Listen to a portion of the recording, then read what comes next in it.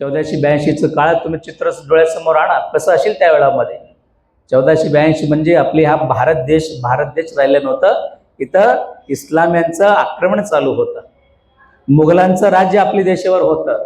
मुघलांचे गावागावामध्ये, जिल्ह्यामध्ये, प्रत्येक भागामध्ये मुघलांचं अनेक आक्रमण या भागात चालू होतं.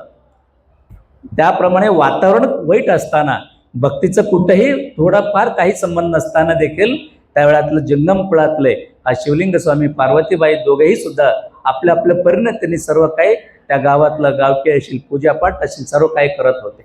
मग अशी वाईट परिस्थितीमध्येही सुद्धा त्यांना गुरुघर त्यांनी विसरलं नाही. तर त्यावेळातलं मानूर मठाचे त्या बसवराज स्वामी गुरुमौलीकडे त्यांनी गेले आणि तिथं जाऊन राहिले, दर्शन केले आणि त्यांना त्यांचे स्वतःचे जे काही व्यथे होतं, दुःख होतं, ते आपले गुरुमौलीसमोर मांडले.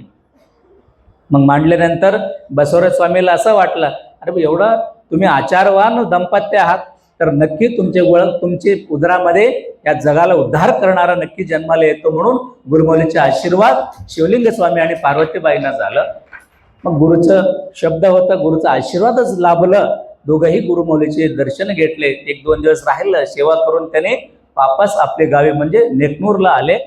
इथं आल्यानंतर काही दिवसामध्ये माऊली पोटात येऊन राहून गेले. मग पाहता